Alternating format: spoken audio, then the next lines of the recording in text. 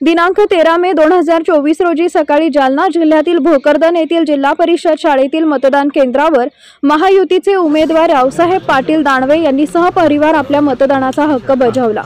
मी 4 लाख मतांपेक्षा जास्त मताने निवडून येणार आहे आणि देशभरामध्ये आमच्या 400च्या वर जागा निवडून येणार असल्याचा दावा यावेळी दानवे यांनी केलाय।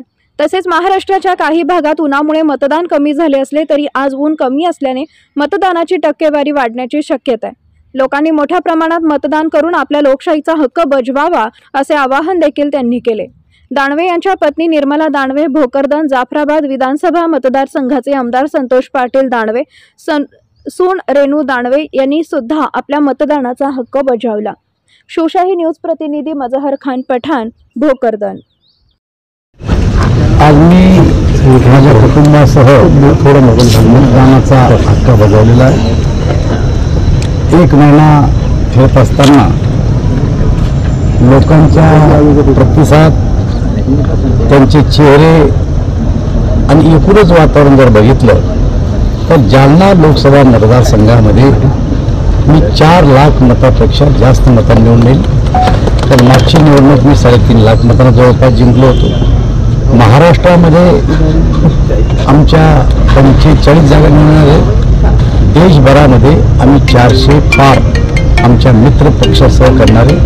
त्यामुळे या देशाचे प्रधानमंत्री तिसऱ्यांदा नरेंद्र मोदी होणार आहे ही आमची खबरी आहे। एक जवळपास टेम्परेचर 44 पर्यंत जाऊन पोहोचले महाराष्ट्रात। आणि अशा परिस्थितीमध्ये मतदाराला बाहेर निघणं आणि कार्यकर्त्यांनी त्यांना बाहेर काढणं हे दोन्ही गोष्टी ज्या ठिकाणी घडल्या त्या ठिकाणी मतदानाची टक्केवारी वाढली।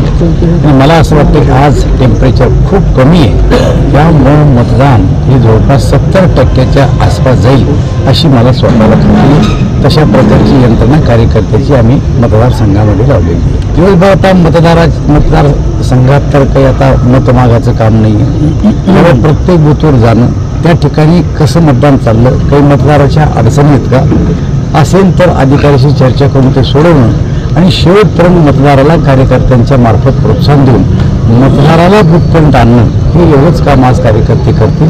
आणि त्यासाठी मी मतदान केंद्राला भेटी देणार आहे आणि एकूण किती मतदान जास्त होईल त्याचा प्रयत्न करणार आहे।